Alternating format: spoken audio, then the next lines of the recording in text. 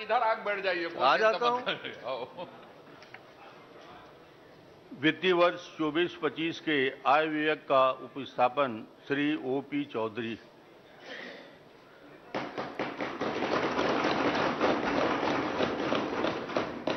माननीय अध्यक्ष महोदय, मेरा व्यवस्थक प्रश्न है, क्योंकि अभी तक के विधानसभा में इंस्ट्रूमेंट का प्रदर्शन या उसको देखकर पढ़ने की परंपरा नहीं रही है और न विधानसभा में इस प्रकार को कोई आदेश है। और मैं वित्त मंत्री जी के टेबल में देख रहा हूं कि वो लैपटॉप लेके वो खड़े हैं। मैं समझता हूं कि विधानसभा में इस प्रकार की व्यवस्था अभी नहीं दी गई है। कृपया करके जो पुरानी परंपरा है उसके अनुरूप ही उसका वाचन करें, ऐसा मैं आपसे अपेक्षा करता हूं।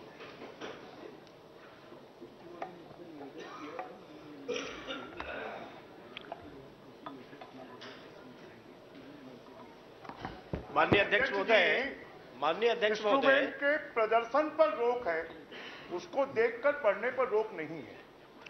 तो वो प्रदर्शन नहीं कर रहे हैं, पूरे विधानसभा में कर रहे हैं। और वैसे भी विधानसभा को पेपरलेस की ओर हम लोग बढ़ रहे हैं और आधुनिक टेक्नोलॉजी का उपयोग करने का माननीय अध्यक्ष महोदय जब अध्यक्ष थे, क्योंकि अभी तक तो हम लोगों ने जो क्वेश्चन है ऑनलाइन लगाना शुरू किया, तो उसमें और यदि पूरे विधानसभा ऐसी व्यवस्था से पढ़ रहे हैं, लेकिन इस प्रकार की तो व्यवस्था आने वाले समय में मैं समझता हूँ जो अभी ठीक है वो, और हम तो सब पेपरलेस की ओर बढ़ रहे हैं। आप वो पुराने ढर्रे में फिर जा रहे हैं। कहा कि नरवा गरवा गुरुआ बारी फिर आ गए आप। पूरा दुनिया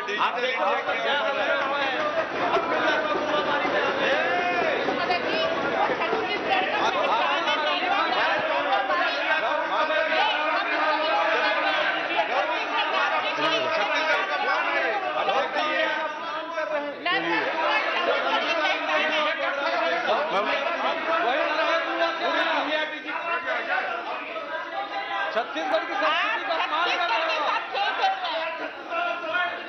छत्तीसगढ़ की संस्कृति का अपमान हो रहा है। क्या अध्यक्ष जी, धर्म जी बैठिए प्लीज। आपने सही नहीं कहा, गोबर खरीदी भी ऑनलाइन होती थी।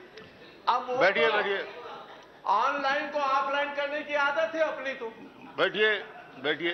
माननीय वित्त मंत्री जी ने आग्रह किया था, निवेदन किया था, मैंने उसको स्वीकार कर लिया है, उनको अनुमति दी है। धन्यवाद अध्यक्ष महोदय। माननीय अध्यक्ष महोदय, छत्तीसगढ़ की जनता जनार्दन ने कुशासन के खिलाफ मुहर लगाकर हमें छत्तीसगढ़ महतारी की सेवा करने का अवसर प्रदान किया है। ऐतिहासिक जनादेश द्वारा प्रकट किए गए स्नेह और विश्वास के लिए हम छत्तीसगढ़ के 3 करोड़ लोगों का हृदय की गहराइयों से आभार व्यक्त करते हैं और छत्तीसगढ़ को विकास की नई ऊंचाइयों तक ले जाने की प्राण प्रतिज्ञा करते हैं। अध्यक्ष महोदय, हमारे चारों ओर चुनौतियों का घना अंधेरा है। महिलाएं कानून व्यवस्था की बिगड़ी स्थिति का शिकार रहीं, युवा मन अविश्वास और आशंकाओं से ग्रसित रहा। पिछले सालों में प्रशासनिक तंत्र पटरी से उतरा रहा और राजकीय खजाना हमें खाली मिला है, पर हम अंधेरों के बीच उजाले की तलाश करने की ताकत रखते हैं। अध्यक्ष महोदय, चुनौतियों का घना अंधेरा है। कोई भी सार्थक व्यक्ति, कोई भी सार्थक समाज, कोई भी सार्थक सरकार कभी अंधकार के साम्राज्य को विजयश्री का तिलक नहीं लगा सकती। चारों ओर चुनौतियों से घिरे होने के बावजूद हम एक लक्ष्य और सपना देखने की ताकत रखते हैं। अध्यक्ष महोदय, चुनौतियों का अंधेरा हमें बच्चन जी की पंक्तियों की स्मरण कराता है, पर किसी उजड़े हुए को फिर बसाना कब मना है, पर किसी उजड़े हुए को फिर बसाना कब मना है अंधेरी रात पर दीवा जलाना कब मना है। अध्यक्ष महोदय, यह हमारा सौभाग्य है, यह हमारी पीढ़ी का सौभाग्य है कि एक और हम लोग 500 सालों के संघर्ष के बाद श्री राम लला के प्राण प्रतिष्ठा अयोध्या धाम में होते हुए देख पा रहे हैं, और हमारी पीढ़ी का यह भी सौभाग्य है कि अमृत काल में भारत को दुनिया का सुपर पावर बनाने के लिए माननीय प्रधानमंत्री जी के नेतृत्व में किए जा रहे क्रांतिकारी कार्यों को भी हमारी पीढ़ी देख रही है और उसमें सहभागिता भी निभा रही है। माननीय प्रधानमंत्री श्री नरेंद्र मोदी जी की अथक ऊर्जा आज हमारे लिए प्रेरणा का स्रोत बन रही है, तो सहज सरल मुख्यमंत्री श्री विष्णुदेव साय जी का कुशल नेतृत्व हमारी ताकत बनकर हमारे साथ है। अध्यक्ष महोदय, आज देश अमृत काल में नई ऊर्जा और नए विश्वास के साथ आगे बढ़ रहा है। पूरी दुनिया आज भारत की ओर निहार रही है। विकसित भारत का सुस्पष्ट लक्ष्य सबके सामने है, लेकिन दुर्भाग्य के साथ कहना पड़ता है कि छत्तीसगढ़ के विकास को ग्रहण लग गया था। भ्रष्ट और स्वार्थपरक ताकतों ने छत्तीसगढ़ को दबोच कर रखा था। चिंता होती थी कि भारत की इस विकास यात्रा में हमारे छत्तीसगढ़ का क्या होगा, लेकिन लोकतंत्र की ताकत ने इन नकारात्मक शक्तियों को पराजित कर दिया। अध्यक्ष महोदय, पराजित कर दिया। अध्यक्ष महोदय, छत्तीसगढ़ की जनता की उंगलियों पर लगी स्याही ने छत्तीसगढ़ की विकास यात्रा के नए रास्ते खोल दिए हैं। विकास यात्रा का कृष्ण पक्ष समाप्त हो चुका है। अध्यक्ष महोदय, शुक्ल पक्ष प्रारंभ हो चुका है। विष्णुदेव साय जी के नेतृत्व में सुशासन का सूर्योदय हो चुका है। अध्यक्ष महोदय, किसी सरकार के बजट को महज उसके आय व्यय के लेखा जोखा के रूप में नहीं पढ़ा जाना चाहिए, बल्कि वह किसी सरकार के भविष्य का विजन होता है, एक दस्तावेज होता है जो दशा और दिशा को निर्धारित करता है। उस विजन डॉक्यूमेंट के रूप में उसे पढ़ा जाना चाहिए। अध्यक्ष महोदय, छत्तीसगढ़ की विकास यात्रा की इस मोड़ पर सवाल उठता है कि हम छत्तीसगढ़ को आगे कहां लेकर जाना चाहते हैं, हमारी कमजोरियां क्या हैं, हमारी ताकतें क्या हैं। शॉर्ट मैनेजमेंट में एक एनालिसिस होता है। अध्यक्ष महोदय, short analysis, strength, weaknesses, opportunities and threats. जब हम अपने छत्तीसगढ़ का शॉर्ट एनालिसिस करते हैं तो हमारे छत्तीसगढ़ के कौन कौन से पक्ष उभर कर सामने आएंगे, इसका एनालिसिस जरूरी है। अध्यक्ष महोदय, देश जब आजादी के 100 वर्ष पूरा करके विकसित राष्ट्र के रूप में पूरी दुनिया में स्थापित होगा, तब हमारा छत्तीसगढ़ देश के अन्य राज्यों के साथ सकारात्मक प्रतिस्पर्धा करते हुए कैसे आगे बढ़ेगा, यह हमारे सामने एक चुनौती है। अध्यक्ष महोदय, इसके लिए एक स्पष्ट सपना, एक स्पष्ट लक्ष्य जरूरी है।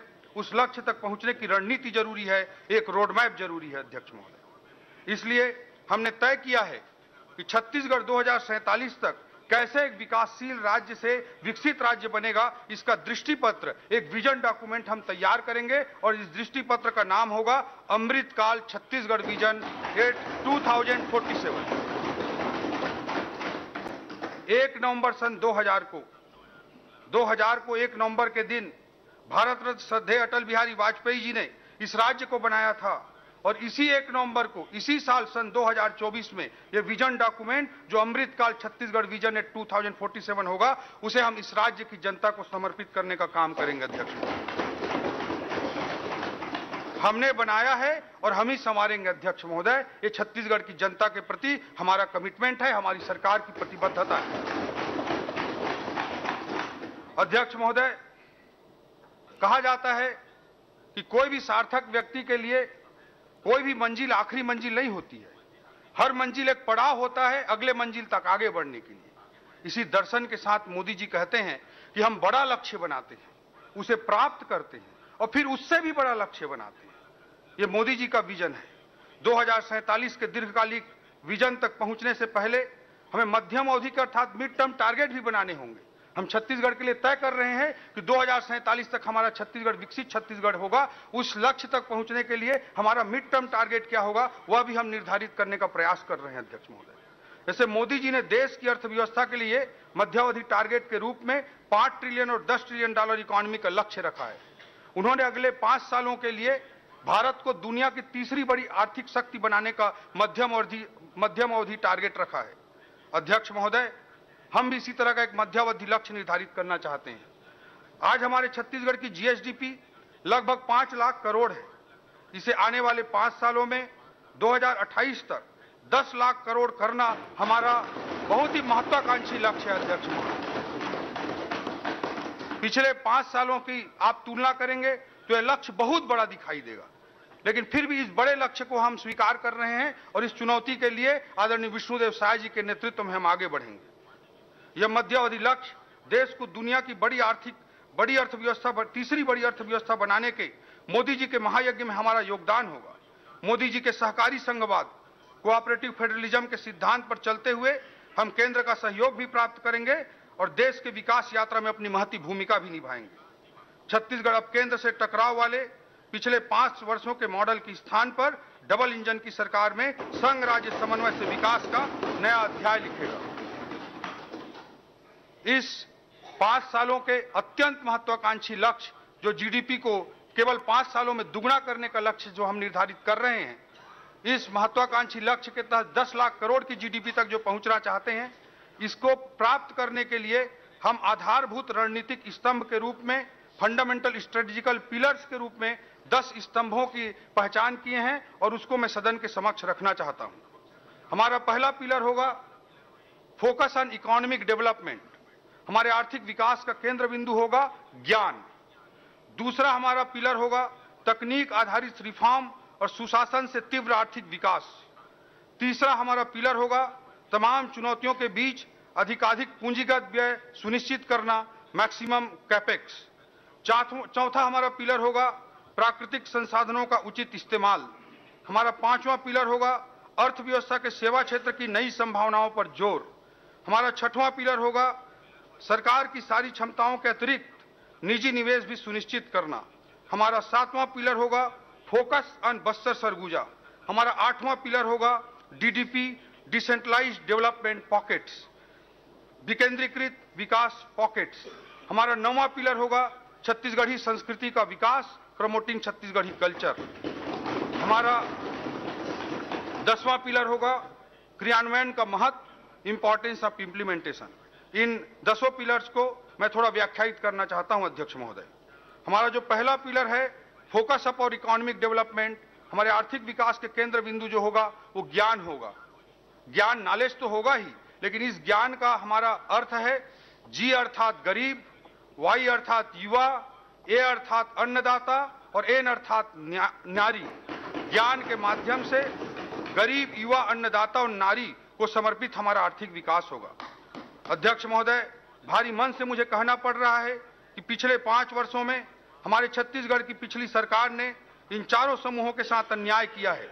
न केवल गरीबों के छत के अधिकार को छीना गया, यूरिया डीएपी में कालाबाजारी हुई, 2 रुपए में गोबर खरीदकर गुणवत्ता विहीन कंपोस्ट के नाम पर 10 रुपए में जबरन उसे बेचा गया, किसानों के संबंध में अनेक प्रकार की लूटें हुई। अध्यक्ष महोदय, माताओं बहनों को इन्होंने 500 रुपए प्रति माह अर्थात साल का 6,000 रुपए देने का वादा किया था, मगर किसी को 6 रुपए तक नहीं मिला। अध्यक्ष महोदय, ये भारी मन के साथ कहना पड़ रहा है। अध्यक्ष महोदय, युवाओं के साथ भी बहुत अन्याय हुआ। प्रतियोगी परीक्षाओं में जो बड़े सपने लेकर हमारे युवा आए थे, उनके साथ अन्याय हुआ। इस संदर्भ में नेल्सन मंडेला जी के कोटेशन को मैं कोट करना चाहता हूं। Destroying any nation does not require the use of atomic bombs or the use of long range missiles. It only requires lowering the quality of education and allowing cheating in the examinations by the students. अध्यक्ष महोदय, किसी देश को बर्बाद करने के लिए, तबाह करने के लिए बम बारूद और मिसाइल की जरूरत नहीं होती है। शिक्षा की गुणवत्ता को खराब कर देना और परीक्षाओं में भ्रष्टाचार ही किसी देश को बर्बाद करने के लिए पर्याप्त होता है। ये विजनरी लीडर नेल्सन मंडेला ने कहा है। अध्यक्ष महोदय, अध्यक्ष महोदय, पीएससी की प्रतिष्ठापूर्ण परीक्षाओं में युवाओं के साथ अन्याय हुआ, जिसमें हमारी सरकार ने सीबीआई जांच का निर्णय लिया है और अभी ईओडब्ल्यू में भी एफआईआर दर्ज हुई।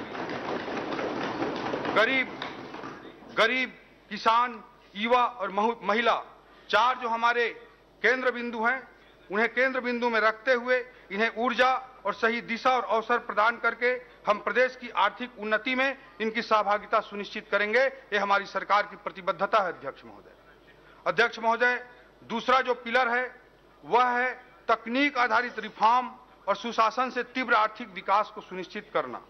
अध्यक्ष महोदय, rapid economic growth through technology driven reforms and governance. अध्यक्ष महोदय, आज दुनिया artificial intelligence, data analytics, comprehensive system development, satellite based communication जैसे उच्च स्तरीय तकनीकों से संचालित हो रही है। हम शासन और प्रशासन में तकनीक के इस्तेमाल पर पूरा जोर देंगे। इससे नागरिक सुविधाओं में पारदर्शिता आएगी और समस्याओं का तीव्र समाधान भी होगा। अध्यक्ष महोदय, इससे हम मोदी जी के न खाऊंगा न खाने दूंगा की भावना को चरितार्थ कर पाएंगे। अध्यक्ष महोदय, अध्यक्ष महोदय, पिछली सरकार द्वारा कोयले पर तकनीक आधारित ऑनलाइन रॉयल्टी सिस्टम को हटाकर लाल फीताशाही आधारित मैनुअल सिस्टम लागू किया गया था। हमारी सरकार प्रशासनिक कामकाज की प्रक्रिया में ऐसे कपटपूर्ण मैनुअल हस्तक्षेपों पर पूर्ण विराम लगाएगी और तकनीक आधारित प्रयोगों के माध्यम से हम सरकार के खजाने के लीकेजों को रोकेंगे और जहां कर की दर में वृद्धि नहीं होगी वहां पर भी पारदर्शी तकनीकों पर आधारित करारोपण को अपनाकर सरकार के राजस्व में ऐतिहासिक वृद्धि करके दिखाएंगे अध्यक्ष महोदय, और ईमानदार करदाताओं को प्रोत्साहित करेंगे।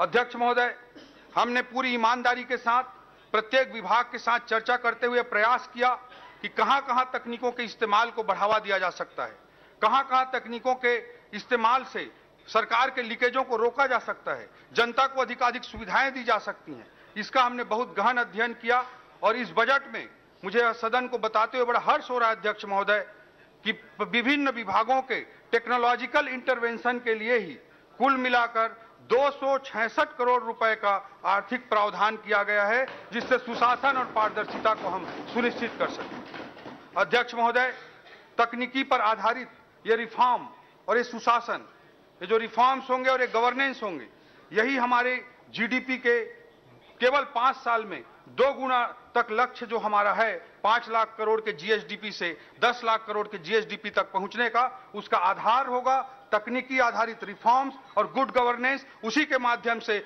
हम अपनी जीडीपी को आने वाले 5 सालों में दुगना करके दिखाने की बड़ी चुनौती को स्वीकार की है अध्यक्ष महोदय। अध्यक्ष महोदय, तीसरा हमारा पिलर है अधिकतम कैपेक्स, पूंजीगत व्यय को अधिकाधिक सुनिश्चित करना। अध्यक्ष महोदय, किसी भी विकासशील अर्थव्यवस्था के उच्च विकास दर के लिए पूंजीगत व्यय को आधार स्तंभ माना जाता है। अध्यक्ष महोदय, आर्थिक अध्ययन कहता है कि 100 रुपए का पूंजीगत व्यय हम करते हैं तो जीएसडीपी में 247 रुपए की वृद्धि होती है। इसलिए किसी भी विकासशील अर्थव्यवस्था के लिए बहुत जरूरी होता है कि उसके कैपेक्स में अधिकाधिक वृद्धि की जाए। इस बजट में तमाम चुनौतियों के बाद भी हम पूंजीगत व्यय के प्रावधान में गत वर्ष की तुलना में 20% की वृद्धि करने का काम किए हैं अध्यक्ष महोदय, जबकि पिछले 5 सालों में औसतन आप देखेंगे तो कैपेक्स में वृद्धि 5 सालों के औसत में 12% रही है, जबकि इस बजट में हम 20% की कैपेक्स वृद्धि का महत्वाकांक्षी लक्ष्य लेकर इस बजट का निर्माण किए हैं। हमारा चौथा पिलर होगा अध्यक्ष महोदय, प्राकृतिक संसाधनों का उचित इस्तेमाल, optimum utilisation of natural resources. हमारा छत्तीसगढ़ प्राकृतिक संसाधनों से भरा हुआ है। इन संसाधनों का सुनियोजित उपयोग करते हुए उससे होने वाले लाभों का छत्तीसगढ़ के लोगों के बीच न्यायपूर्ण वितरण सुनिश्चित करना हमारा चौथा पिलर के रूप में इस रणनीति का हिस्सा होगा। हमारा 5वां पिलर होगा अर्थव्यवस्था के सेवा क्षेत्र की नई संभावनाओं पर जोर। छत्तीसगढ़ के प्राकृतिक सौंदर्य के अनुरूप इको टूरिज्म सर्किट विकसित करना, 5 शक्ति पीठों को विकसित करके धार्मिक पर्यटन को बढ़ावा देना, आईटी सेक्टर की स्थापना, हेल्थ डेस्टिनेशन के रूप में छत्तीसगढ़ को विकसित करना, wedding destination, business tourism, conference destination जैसे नए उभरते संभावनाओं का लाभ प्रदेश को मिल सके, इसके लिए रोड मैप तैयार करेंगे। अध्यक्ष महोदय, सेवा क्षेत्र में देश की औसतन जो जीडीपी पर योगदान है वो करीब 55% के लगभग है, जबकि हमारे छत्तीसगढ़ की अर्थव्यवस्था में सेवा क्षेत्र का योगदान अभी मात्र 31% है। इसे बढ़ाकर ही हम छत्तीसगढ़ की आर्थिक उन्नति को सुनिश्चित कर सकते हैं अध्यक्ष महोदय, हमारा 6वां पिलर होगा सरकार की सारी क्षमताओं के अतिरिक्त निजी निवेश को भी सुनिश्चित करना। हमारे छत्तीसगढ़ में आधुनिक आर्थिक दर्शन के अनुरूप रेड टेपिज्म के स्थान पर रेड कारपेट की निवेश संस्कृति का हम विकास करेंगे। मॉडर्न इकोनॉमिक फिलॉसफी जैसे minimum government maximum governance, EODB ease of doing business, ease of living, single window प्रणाली, ऑनलाइन परमिशन, मिनिमम परमिशन जैसी व्यवस्थाओं की स्थापना करके हम आर्थिक विकास को सुनिश्चित करेंगे। इसी तारतम्य में पीपीपी अर्थात पब्लिक प्राइवेट पार्टनरशिप के आदर्श प्रयोगों के लिए नीति आयोग, अखिल भारतीय प्रबंधन संस्थान आईएएम्स जैसे विशेषज्ञ संस्थाओं का हम सहयोग लेना सुनिश्चित करेंगे। इन सब सहयोग लेते हुए जो प्राइवेट इन्वेस्टमेंट है उसको भी बढ़ावा देने का हम काम करेंगे। हमारी रणनीति का 7वां पिलर होगा अध्यक्ष महोदय, focus on Bastar and Surguja. Bastar Surguja की ओर भी देखो, ये हमारी आर्थिक रणनीति का 7वां स्तंभ होगा। पिछले 5 वर्षों में कांग्रेस के कार्यकाल में बस्तर सरगुजा क्षेत्र आर्थिक विकास की दृष्टि से अछूते रहे हैं। इन क्षेत्रों की एयर कनेक्टिविटी को बढ़ाने के लिए सार्थक पहल की जाएगी। Eco tourism destination, naturopathy destination के रूप में विकसित करने हेतु प्रयास किए जाएंगे। बस्तर क्षेत्र में लघु वनोपज के प्रसंस्करण हेतु उद्योगों की स्थापना की जाएगी। सरगुजा क्षेत्र में उद्यानिकी, मछली पालन जैसी संभावनाओं को भी प्रोत्साहित किया जाएगा।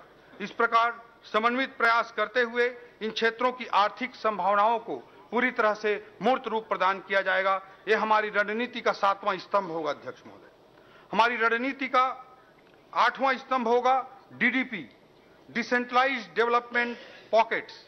विकेंद्रीकृत विकास पॉकेट्स की स्थापना करने पर हमारा जोर होगा। छत्तीसगढ़ का उत्तरी भाग, मध्य मैदानी भाग और दक्षिणी भाग की अपनी अपनी अलग अलग आर्थिक विशिष्टताएं हैं। इन विशिष्टताओं के अनुरूप तीव्र आर्थिक विकास की विकेंद्रीकृत नीति पर काम करते हुए विकेंद्रीकृत विकास पॉकेट्स अर्थात डीडीपी की स्थापना को हम सुनिश्चित करेंगे। रायपुर, भिलाई जैसे क्षेत्रों की अपनी अलग विशिष्टता है, इसलिए इसके आसपास के क्षेत्रों को स्टेट कैपिटल रीजन के रूप में विकसित करने की योजना तैयार की जाएगी। इस क्षेत्र को विश्व स्तरीय IT sector, wedding destination, education destination, health care destination के रूप में विकसित करने की हमारी रणनीति होगी। नवा रायपुर अटल नगर में इस बजट में लाइवलीहुड सेंटर ऑफ एक्सीलेंस एवं दुर्ग में सेंटर ऑफ एंटरप्रेन्योरशिप, दुर्ग जिले में सेंटर ऑफ एंटरप्रेन्योरशिप की स्थापना करने का लक्ष्य रखा गया है। इससे दुर्ग भिलाई में आईटी सेक्टर को प्रमोट करने का, उसको प्रोत्साहित करने का हमारा क्रांतिकारी प्रयास होगा। स्टार्टअप्स को प्रोत्साहित करने के लिए इंक्यूबेशन सेंटर की स्थापना, बीपीओ था business process outsourcing, KPO knowledge process outsourcing को आकर्षित करने के लिए इन क्षेत्रों में आईटी पार्क की स्थापना के लिए हम रणनीतिबद्ध और विजनरी ढंग से कार्य करेंगे। नवा रायपुर में आईटी आधारित रोजगार सृजन हेतु प्लग एंड प्ले मॉडल का विकास किया जाएगा। इससे आर्थिक विकास और रोजगार सृजन के नए अवसर विकसित होंगे। रायपुर, नवा रायपुर अटल नगर, बिलासपुर, दुर्ग, भिलाई, अंबिकापुर, जगदलपुर, कोरबा, रायगढ़ जैसे प्रमुख नगरों को विकास के ग्रोथ इंजन के रूप में विकसित करने की एक रणनीतिबद्ध योजना के तहत हम काम करेंगे।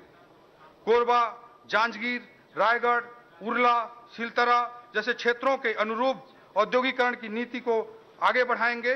मैदानी कृषि प्रधान जिलों में कृषि आधारित विकास को बढ़ावा दिया जाएगा। ग्रामीण अर्थव्यवस्था को मजबूती प्रदान करने के लिए भी विशेष फोकस किया जाएगा।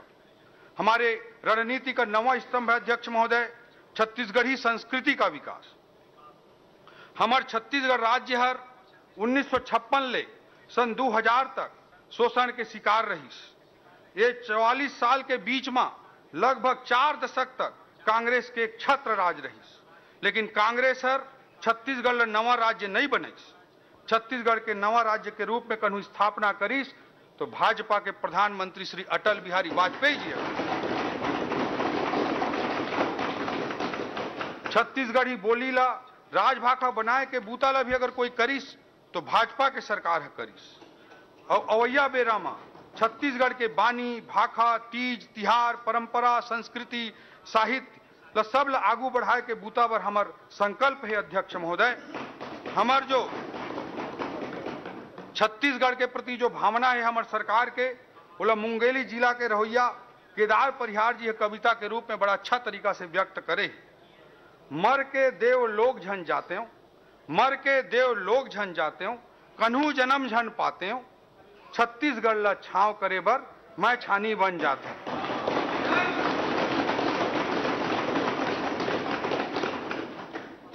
कवि की कल्पना है और यही हमारी सरकार की कल्पना है, हमारी सोच अध्यक्ष महोदय कि मरने के बाद हमको कोई देवलोक नहीं चाहिए, मरने के बाद हमको कोई पुनर्जन्म नहीं चाहिए। हम छत्तीसगढ़ को छांव करने के लिए छानी बनना चाहते हैं अध्यक्ष महोदय, यही हमारे सरकार की भावना है अध्यक्ष महोदय। हमारी रणनीति का 10वां स्तंभ होगा क्रियान्वयन का महत्व, इंपॉर्टेंस ऑफ इंप्लीमेंटेशन।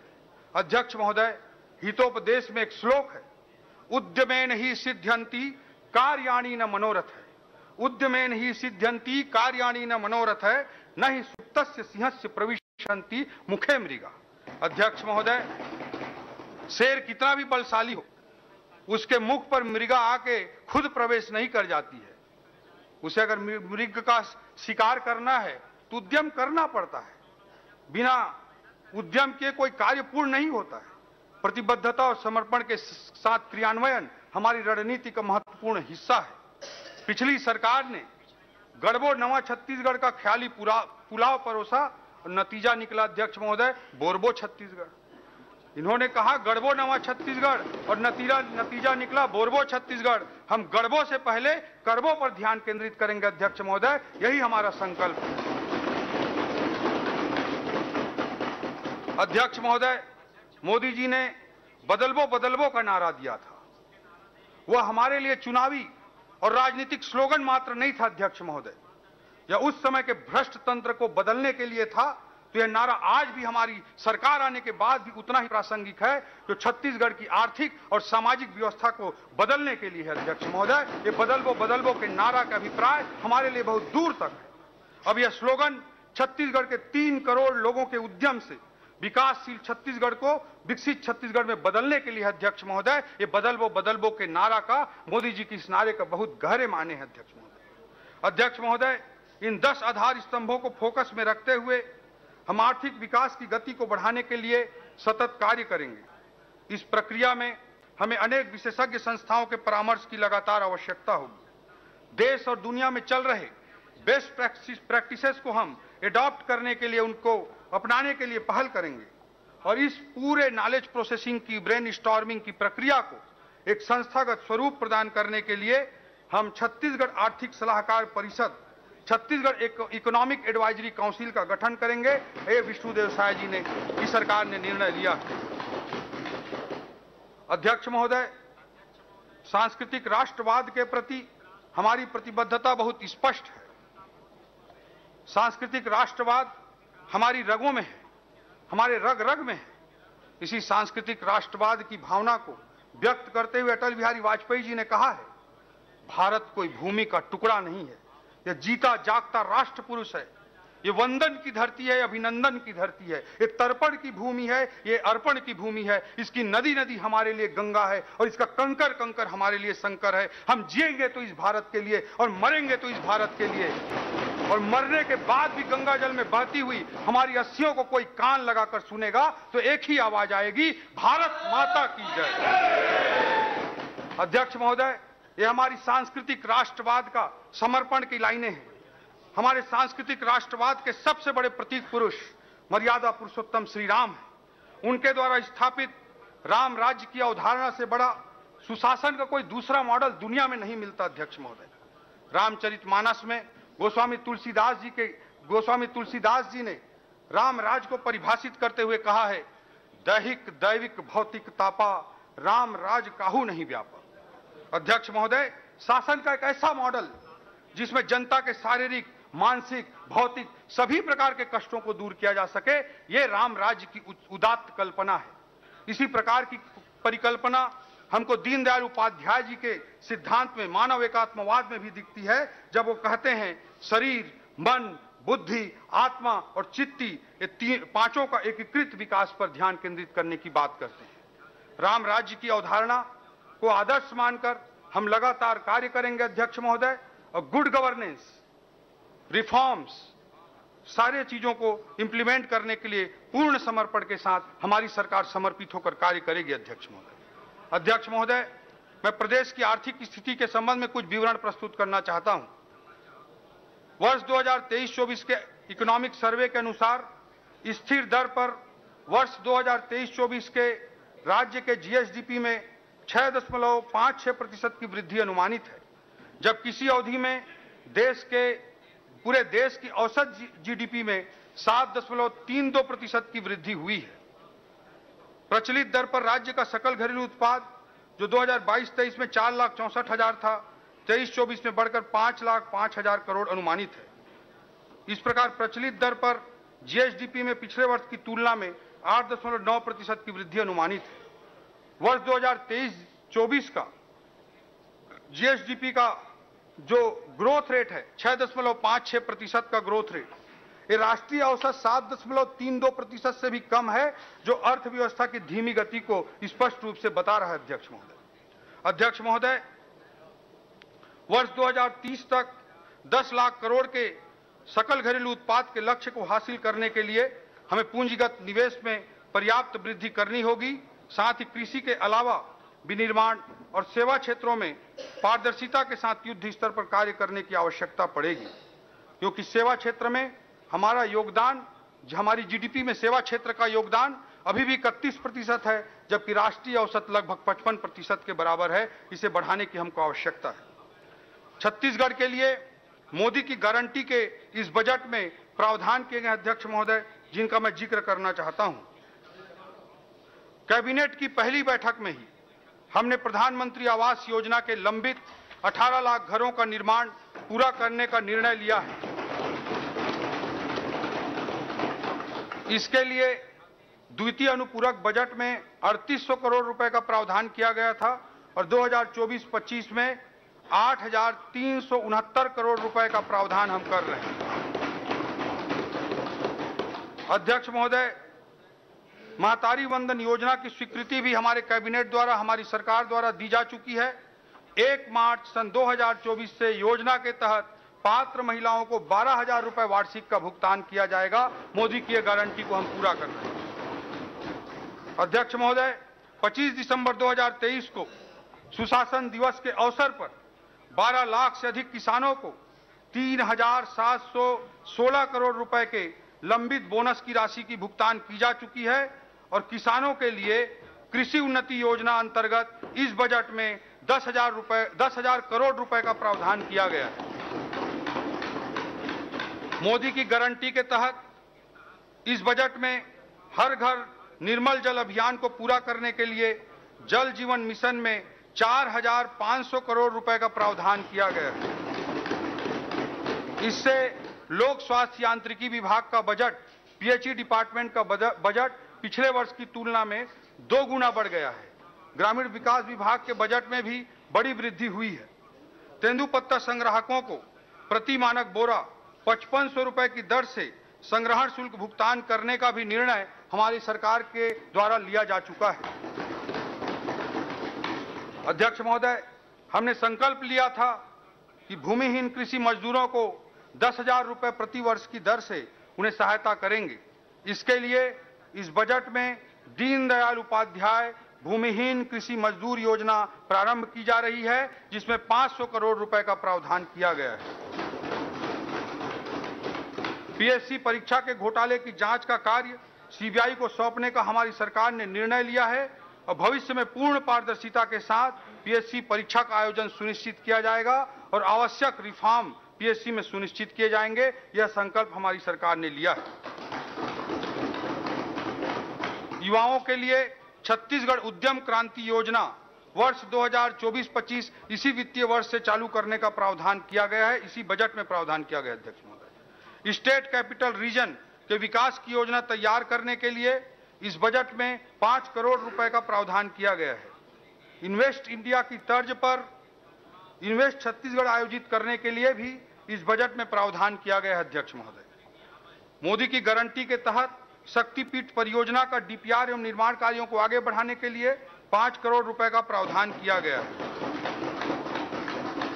सांस्कृतिक राष्ट्रवाद और श्री रामलला के प्रति प्रदेश की जनता की अपार आस्था को देखते हुए हमारी सरकार ने श्री रामलला दर्शन योजना मोदी की गारंटी के तहत चालू किया है और इसके लिए इस बजट में 35 करोड़ रुपए का प्रावधान किया गया है।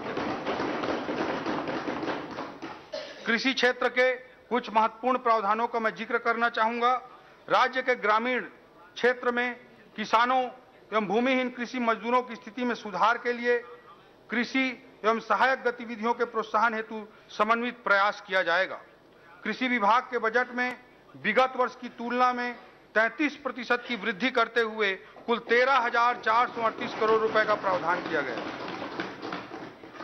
किसानों को सहकारी एवं ग्रामीण बैंकों से ब्याज मुक्त कृषि ऋण उपलब्ध कराने के लिए पहले 2003 से पहले 15%, 16% की दर से ब्याज दर पे ऋण मिलता था। अध्यक्ष महोदय, जिसे पिछली भाजपा की सरकार ने 0% तक लाया था और इसी योजना को आगे बढ़ाने के लिए ऋण उपलब्ध कराने के लिए 8,500 करोड़ की साख सीमा निर्धारित की गई है और ब्याज अनुदान के रूप में 317 करोड़ रुपए का प्रावधान किया गया है। अध्यक्ष महोदय, कृषि से संबंधित कुछ महत्वपूर्ण महाविद्यालयों की स्थापना की जा रही है। इस बजट में जो प्रावधान है वो मैं आपके समक्ष रखना चाहूंगा। अध्यक्ष महोदय, कुनकुरी जिला जसपुर में कृषि व्यवसाय प्रबंधन महाविद्यालय एवं अनुसंधान केंद्र की स्थापना की जाएगी। रामचंद्रपुर जिला बलरामपुर में पोस्ट हार्वेस्ट मैनेजमेंट एवं प्रोसेसिंग टेक्नोलॉजी महाविद्यालय की स्थापना की जाएगी। खड़गवां जिला मनेन्द्रगढ़ चिरमिरी भरतपुर में कृषि महाविद्यालय की स्थापना की जाएगी। सिलफिली जिला सूरजपुर एवं रायगढ़ में शासकीय उद्यानिकी एवं वानिकी महाविद्यालय की भी स्थापना की जाएगी। प्रधानमंत्री मत्स्य संपदा योजना अंतर्गत ग्राम सतरेंगा में पर्यटन विकास की दृष्टि से एक्वा पार्क की स्थापना की जाएगी। इसके लिए 5 करोड़ रुपए का बजटीय प्रावधान किया गया है। कृषि में आधुनिक उपकरणों के प्रयोग को बढ़ावा देने के लिए कृषि अभियांत्रिकी संचालनालय की स्थापना एवं राज्य स्तरीय नवीन कृषि यंत्र परीक्षण प्रयोगशाला के भवन का भी प्रावधान किया गया है। दुर्ग एवं सरगुजा जिले में कृषि यंत्री कार्यालय की स्थापना की जाएगी। रासायनिक उर्वरकों की जांच के लिए सरगुजा जिले में गुणवत्ता नियंत्रण प्रयोगशाला की स्थापना की जाएगी। उद्यानिकी को बढ़ावा देने के लिए 14 विकास खंडों में नवीन नर्सरी की स्थापना की जाएगी एवं पूर्व से संचालित 20 नर्सरियों में अतिरिक्त पद सृजित किए जाएंगे। पशु औषधालय कुंवारपुर एवं माड़ीसराई जिला मनेन्द्रगढ़ चिरमिरी भरतपुर एवं पशु औषधालय कोल्हेन-झरिया जिला जसपुर का पशु चिकित्सालय के रूप में उन्नयन का प्रावधान किया गया है। अध्यक्ष महोदय, ग्राम भोरिंग जिला महासमुंद, ग्राम चरौदा जिला शक्ति, ग्राम किरगी जिला राजनांदगांव, ग्राम खैरवना जिला मनेन्द्रगढ़ चिरमिरी भरतपुर तथा ग्राम मटासी जिला जसपुर में नवीन हेचरी की स्थापना करके मत्स्य पालन को प्रोत्साहित किया जाएगा। सिंचाई से संबंधित कुछ महत्वपूर्ण प्रावधानों का मैं उल्लेख करना चाहूंगा। अध्यक्ष महोदय, सिंचाई रकबे के विस्तार के लिए नवीन सिंचाई परियोजनाओं हेतु 300 करोड़ रुपए की राशि का प्रावधान किया गया है। संभावित सिंचाई परियोजनाओं की सूची में 10 करोड़ से अधिक लागत के 156 कार्य भी प्रस्तावित किए गए हैं। लघु सिंचाई की चालू परियोजनाओं हेतु 692 करोड़, नाबार्ड पोषित सिंचाई परियोजनाओं के लिए 433 करोड़ तथा एनीकट एवं स्टाफ डैम निर्माण हेतु 262 करोड़ रुपए का प्रावधान किया गया है। केलो सिंचाई परियोजना की नहरों का काम रायगढ़ जिले में वर्षों से अधूरा था। किसानों के खेतों तक पानी पहुंचाने के लिए नहर निर्माण के काम को पूरा किया जाएगा। इसके लिए 100 करोड़ रुपए का प्रावधान किया गया है। अध्यक्ष महोदय, जल संसाधन के बेहतर प्रबंधन हेतु डिजिटल सूचना प्रणाली विकसित की जाएगी। इसके लिए राज्य जल सूचना केंद्र की स्थापना हेतु 1 करोड़ 56 लाख रुपए का प्रावधान किया गया है। ये टेक्नोलॉजी का उपयोग है जल संसाधन विभाग में। अध्यक्ष महोदय, सिंचाई बांधों की देखभाल एवं मरम्मत के लिए छोटे छोटे मरम्मत कार्यों के लिए बांधों में पानी बहता रहता है। अध्यक्ष महोदय, उसी चीज को ध्यान में रखते हुए राज्य बांध सुरक्षा संगठन का पृथक से सेटअप स्वीकृत किया गया है।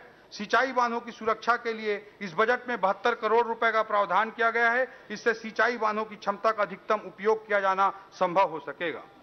सहकारिता के क्षेत्र में सहकार से समृद्धि की ओर के दृष्टिकोण को साकार करने के लिए सहकारी समितियों की लाभप्रदता एवं उत्पादकता को बढ़ाने के लिए हम प्रतिबद्ध हैं। 100 प्राथमिक कृषि साख सहकारी समितियों में खाद एवं बीज भंडारण हेतु गोदाम निर्माण के लिए 26 करोड़ रुपए का प्रावधान किया गया है। छत्तीसगढ़ राज्य सहकारी बैंक द्वारा विशेष प्रकार के आवश्यक प्रशिक्षण संचालित किए जा सकें, इसके लिए प्रशिक्षण संस्थान का निर्माण किया जाएगा और उसके लिए इस बजट में 5 करोड़ रुपए का प्रावधान किया गया है। अध्यक्ष महोदय, पंचायत एवं ग्रामीण विकास विभाग के अंतर्गत इस वर्ष के बजट में 70% की वृद्धि करते हुए 17,529 करोड़ रुपए का प्रावधान किया गया है। अध्यक्ष, प्रधानमंत्री आवास योजना ग्रामीण के अंतर्गत जो आवास निर्माण करने हैं उसलिए इसी बजट में 8,369 करोड़ रुपए का प्रावधान किया गया है। ग्रामीण क्षेत्रों में रोजगार के अवसर सृजित करने हेतु महात्मा गांधी ग्रामीण रोजगार गारंटी योजना के लिए 2,788 करोड़ रुपए का प्रावधान किया गया है। प्रधानमंत्री ग्राम सड़क योजना में नवीन सड़कों के निर्माण एवं वर्तमान सड़कों के संधारण हेतु 841 करोड़ रुपए का प्रावधान किया गया है। स्व सहायता समूहों के माध्यम से ग्रामीण महिलाओं को रोजगार की गतिविधियों से जोड़ने के लिए राष्ट्रीय ग्रामीण आजीविका मिशन में 561 करोड़ रुपए का प्रावधान किया गया है। ग्रामीण क्षेत्र में स्वच्छ भारत मिशन के अंतर्गत सामुदायिक शौचालयों एवं कचरा प्रबंधन की योजनाओं के लिए 400 करोड़ रुपए का प्रावधान किया गया है।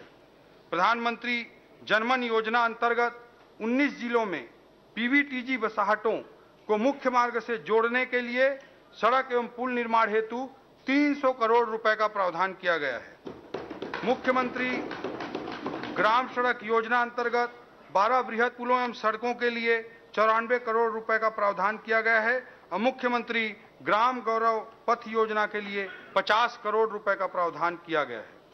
अनुसूचित जाति एवं अनुसूचित जनजाति वर्गों का विकास, विशेष रूप से कमजोर जनजाति समूह के विद्यार्थियों हेतु कबीरधाम, गरियाबंद, कोरिया, बलरामपुर, सरगुजा, धमतरी, गौरेला पेंड्रा, मरवाही, जसपुर एवं नारायणपुर में संचालित आवासीय विद्यालयों के लिए 13 करोड़ रुपए का प्रावधान किया गया है। भवन विहीन छात्रावास आश्रमों के 46 भवन निर्माण हेतु 78 करोड़ 10 लाख रुपए का प्रावधान किया गया है। पोस्ट मैट्रिक आदिवासी बालक छात्रावास बलरामपुर, महाराजगंज, शंकरगढ़, डिंडो, राजपुर, लखनपुर, कांसाबेल, बगीचा, दोकड़ा, बतौली, मनोरा, कोदबा, दुलदुला, पंडरीपानी, तपकरा तथा नर्मदापुर तथा पोस्ट मैट्रिक अनुसूचित जनजाति कन्या छात्रावास हेतु जसपुर नगर के भवन निर्माण हेतु प्रावधान किया गया है। प्री मैट्रिक आदिवासी बालक छात्रावास पैकू, दोकड़ा, रौनी, गाला, कोदबा, बागबहरा, लोदाम, दुलदुला, लवाकेरा, पंडीपानी, कांसाबेल, बटईकेला, कुनकुरी, देवगढ़, मंगारी, बतौली, घाटबर्रा, नवापारा, लखनपुर, कमलेश्वरपुर तथा लुंड्रा प्री मैट्रिक अनुसूचित जनजाति कन्या छात्रावास करजी, धौरपुर, बोंदा, अंबिकापुर के भवन निर्माण हेतु प्रावधान किया गया है। पोस्ट मैट्रिक अनुसूचित जाति बालक छात्रावास महासमुंद, प्री मैट्रिक अनुसूचित जाति बालक छात्रावास बाजार अतरिया, कोरबा, करतला एवं प्री मैट्रिक अनुसूचित जाति कन्या छात्रावास अंबिकापुर के भवन निर्माण हेतु प्रावधान किया गया है। मुख्यमंत्री बाल भविष्य सुरक्षा योजना अंतर्गत जिला रायगढ़ में नवीन प्रयास आवासीय विद्यालय की स्थापना का भी प्रावधान इस बजट में किया गया है। 5 संभाग मुख्यालयों में नवीन स्नातकोत्तर छात्रावास की स्थापना हेतु 2 करोड़ 40 लाख रुपए का प्रावधान किया गया है। जिला मुख्यालय बलरामपुर में 100 सीटर आदिवासी क्रीड़ा परिसर की स्थापना एवं भवन निर्माण हेतु 3 करोड़ 10 लाख रुपए का प्रावधान किया गया है। अनुसूचित जाति और जनजाति तथा पिछड़ा वर्ग के विद्यार्थियों को यूपीएससी की परीक्षा में संघ लोक सेवा आयोग द्वारा आयोजित सिविल सेवा परीक्षा की तैयारी के लिए द्वारिका में एक यूथ हॉस्टल हमारी पिछली सरकार के द्वारा बनाया गया था। अध्यक्ष महोदय, अभी 65 बच्चों को सरकार के द्वारा छात्रवृत्ति देकर तैयारी कराई जाती है। इन 65 बच्चों के सीटों को सीधा 3 गुना के लगभग वृद्धि करते हुए 200 बच्चों के लिए यूपीएससी की तैयारी कराने का प्रावधान किया गया है। अध्यक्ष महोदय, पोषण एवं खाद्य सुरक्षा अंतर्गत प्रधानमंत्री जी द्वारा गरीब कल्याण योजना के तहत देश भर के 80 करोड़ हितग्राहियों के लिए निःशुल्क चावल वितरण की अवधि में 5 वर्ष की वृद्धि करने का निर्णय लिया गया है। राज्य शासन द्वारा मुख्यमंत्री खाद्यान्न सुरक्षा योजना के हितग्राहियों को आगामी 5 वर्ष तक निःशुल्क खाद्यान्न उपलब्ध कराने का निर्णय लिया गया है।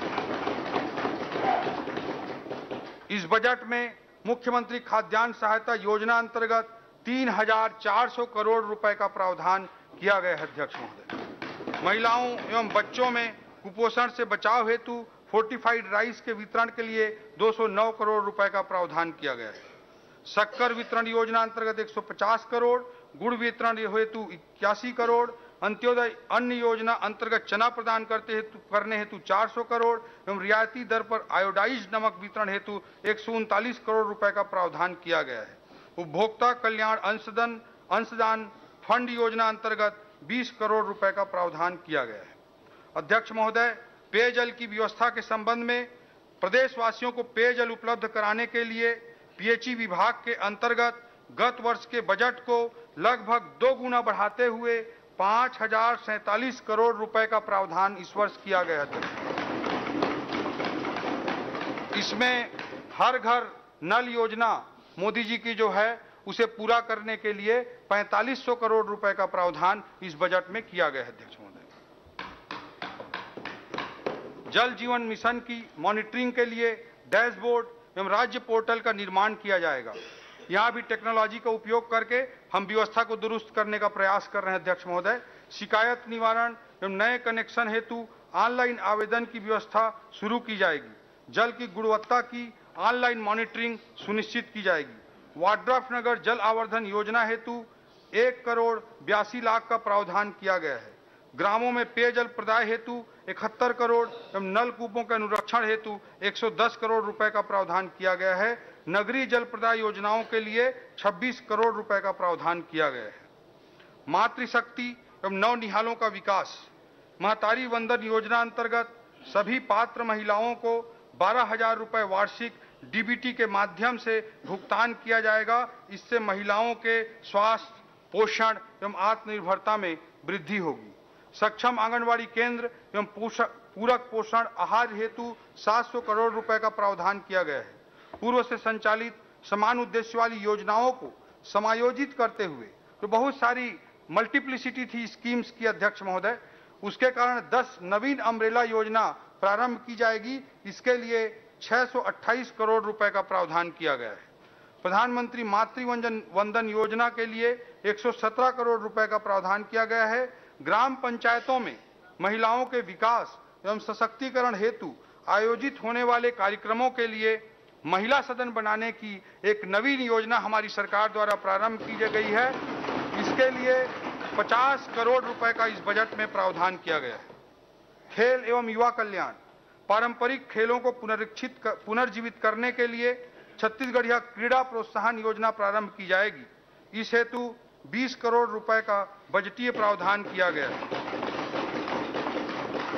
जसपुर जिले के कुनकुरी में मॉडर्न खेल स्टेडियम का निर्माण किया जाएगा। इस हेतु 2 करोड़ रुपए का प्रावधान किया गया है। 2 इंडोर स्टेडियम कॉम्प्लेक्स की स्थापना हेतु भी 4 करोड़ रुपए का प्रावधान किया गया है। प्रदेश के 5 नवीन जो जिले गठित हुए हैं, इन्हें पिछली सरकार ने गठित किया है, वहां जिला कार्यालयों की स्थापना हेतु 2 करोड़ 50 लाख रुपए का प्रावधान खेल एवं युवा कल्याण विभाग के अंतर्गत किया गया है। कला, साहित्य, खेल एवं समाज सेवा के क्षेत्र में युवाओं के योगदान को प्रोत्साहित एवं सम्मानित करने के लिए प्रतिवर्ष छत्तीसगढ़ युवा रत्न सम्मान दिया जाएगा। इस मद में 1 करोड़ 50 लाख रुपए का प्रावधान किया गया है। भू राजस्व व्यवस्था का सुदृढ़ीकरण, रायपुर, बिलासपुर एवं दुर्ग जिले में राजस्व प्रकरणों के शीघ्र निराकरण हेतु तहसीलदार एवं नायब तहसीलदार के अतिरिक्त न्यायालयों की स्थापना की जाएगी। अध्यक्ष महोदय, रायपुर तहसील ऐसे तहसील हैं अध्यक्ष महोदय जहां बस्तर संभाग के सभी जिलों में जितने राजस्व प्रकरण नहीं है उससे ज्यादा एक एक तहसील पर हैं। इसलिए वहां पे अतिरिक्त पद सृजित करके राजस्व व्यवस्था को दुरुस्त किया जाएगा। इस हेतु तहसीलदार के 30 और नायब तहसीलदार के 15 नवीन पदों के सृजन का प्रावधान किया गया। भू नक्शों का जियो रिफरेंसिंग कराया जाएगा। तब प्रत्येक भूखंड में यूएल पिन नंबर देते हुए भू आधार कार्ड जारी किया जाएगा। नगरीय क्षेत्रों में 1:500 के स्केल पर भूमि का नवीन सर्वेक्षण प्रारंभ किया जाएगा। इससे शहरी क्षेत्रों में छोटे भूखंडों को भू नक्शे पर दर्ज किया जाना संभव हो सकेगा। भू अभिलेखों को सिविल न्यायालयों से लिंक किया जाएगा। इससे सिविल न्यायालय द्वारा भूमि संबंधी प्रकरणों में पारित आदेशों के परिपालन में भू अभिलेख का सुधार कार्य ऑनलाइन प्रक्रिया से संभव हो सकेगा। भूमि व्यपवर्तन की प्रक्रिया को ऑनलाइन एवं सरल बनाया जाएगा। कानून व्यवस्था का सुदृढ़ीकरण, राज्य में कानून व्यवस्था की मजबूती के लिए राज्य पुलिस बल में 1889 पदों की वृद्धि की गई है। नक्सल ऑपरेशन में जाने वाले राज्य पुलिस बल के लिए उच्च गुणवत्ता युक्त रेडी टू ईट फूड की व्यवस्था हेतु बजट में प्रावधान किया गया है। नक्सल प्रभावित क्षेत्रों में तैनात जवानों की सुरक्षा की दृष्टि से स्पाइक रेजिस्टेंट बूट देने के लिए बजटरी प्रावधान किया गया है। साइबर क्राइम के प्रकरणों की संख्या में वृद्धि को देखते हुए कबीरधाम, कोरबा, राजनांदगांव एवं रायगढ़ जिले में 4 नवीन साइबर पुलिस थानों की स्थापना के लिए बजट में प्रावधान किया गया है। सीमावर्ती जिलों में मानव तस्करी के प्रकरणों में पीड़ित बालिकाओं एवं महिलाओं की सुरक्षा के लिए राजनांदगांव, कबीरधाम, रायगढ़, जगदलपुर एवं जसपुर जिले में 5 नवीन महिला थाना की स्थापना का भी प्रावधान इस बजट में किया गया है। डायल 112 की सुविधाओं का पूरे प्रदेश में विस्तार किया जा रहा है। इस कार्य के लिए 149 करोड़ रुपए का प्रावधान किया गया है। अग्निशमन एवं आपातकालीन सेवाओं के अंतर्गत 3 जिलों हेतु water tender, foam tender, water bowser क्रय किए जाएंगे। इसके लिए 14 करोड़ 70 लाख रुपए का प्रावधान किया गया। जेल में रहने वाले बंदियों को उनके परिजनों से बातचीत करने की सुविधा उपलब्ध कराने के लिए 8 जिला जेल एवं 8 उप जेलों के प्रिजन कॉलिंग सिस्टम लगाए जाएंगे। इसके लिए 1 करोड़ 16 लाख रुपए का प्रावधान किया गया। जेलों की व्यवस्था से संबंधित विभिन्न कार्य जैसे बंदी बैरक, सीसी रोड, आवासीय भवन एवं बाउंड्री वाल निर्माण हेतु 32 करोड़ रुपए का प्रावधान किया गया। पुलिस अधिकारियों एवं कर्मचारियों जो कर्मचारी रहते हैं उनको थाना क्षेत्र में ही रहने को मिल सके, दूर दराज के नक्सल प्रभावित क्षेत्रों में वे रह सकें, इसके लिए 129 करोड़ रुपए के पुलिस चौकी, थाना एवं अन्य भवनों के निर्माण हेतु 71 करोड़ का प्रावधान किया गया है। न्याय व्यवस्था का सुदृढ़ीकरण, राज्य के दूरस्थ एवं अंतिम छोर पर स्थित जिला बीजापुर में जिला एवं सत्र न्यायालय की स्थापना की जाएगी। इस हेतु 44 पदों का सृजन एवं 1 करोड़ 45 लाख रुपए का बजटीय प्रावधान किया गया है। 40 व्यवहार न्यायालयों तथा 10 अतिरिक्त जिला एवं सत्र न्यायालयों की स्थापना हेतु 360 पदों का सृजन एवं 21 करोड़ का प्रावधान किया गया है। जिला मुंगेली में फास्ट ट्रैक कोर्ट की स्थापना के लिए 9 पदों का सृजन और इस कोर्ट की स्थापना का प्रावधान किया गया है।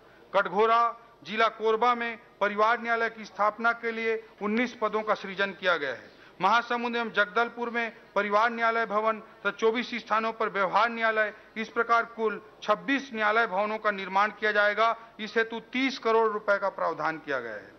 न्यायिक कर्मचारियों के 289 आवासीय भवनों के निर्माण के लिए कुल 21 करोड़ रुपए का प्रावधान किया गया है। उच्च न्यायालय भवन में वीडियो कॉन्फ्रेंसिंग व्यवस्था एवं वीडियो वॉल की स्थापना तथा जेल एवं अधीनस्थ न्यायालयों में लाइव स्ट्रीमिंग एवं रिकॉर्डिंग हेतु अतिरिक्त सेटअप एवं कंप्यूटर उपकरणों की व्यवस्था के लिए 15 करोड़ रुपए का प्रावधान किया गया है। ऐसा कोई विभाग नहीं अध्यक्ष महोदय जहां टेक्नोलॉजी के लिए हमने बजट न दिया हो। ई कोर्ट मिशन प्रोजेक्ट के क्रियान्वयन हेतु हार्डवेयर इंजीनियर एवं डाटा एंट्री ऑपरेटर के 596 पदों के सृजन का प्रावधान किया गया है। नगरीय सुविधाओं का विकास, नगरीय क्षेत्रों में सबके लिए आवास, हाउसिंग फॉर ऑल योजना अंतर्गत 1002 करोड़ रुपए का प्रावधान किया गया है। शहरी क्षेत्रों में बुनियादी सुविधाएं प्रदान करने के लिए अमृत मिशन योजना अंतर्गत 795 करोड़ एवं अधोसंरचना विकास मद अंतर्गत 700 करोड़ रुपए का प्रावधान किया गया है। रायपुर एवं बिलासपुर में स्मार्ट सिटी के लिए 404 करोड़ रुपए का प्रावधान किया गया है। सॉलिड वेस्ट मैनेजमेंट के लिए 206 करोड़ एवं यूज्ड वाटर मैनेजमेंट के लिए 166 करोड़ तथा सीवेज ट्रीटमेंट प्लांट की स्थापना के लिए 30 करोड़ रुपए का प्रावधान किया गया है। नगरीय क्षेत्र में स्थित स्लम बस्तियों में स्वास्थ्य सुविधाओं के लिए 300 करोड़ रुपए का प्रावधान किया गया है। नगर पंचायत कुनकुरी, प्रतापपुर, लोरमी एवं मनेंद्रगढ़ में ड्रेनेज सिस्टम एवं सीवेज ट्रीटमेंट प्लांट की स्थापना के लिए 7 करोड़ रुपए का प्रावधान किया गया है। प्रदेश के 168 नगरीय निकायों में ई गवर्नेंस के तहत बजट एवं अकाउंटिंग मॉड्यूल स्थापित करने के लिए 47 नगरीय निकायों में प्रॉपर्टी सर्वे किए जाने हेतु GIS आधारित सॉफ्टवेयर निर्माण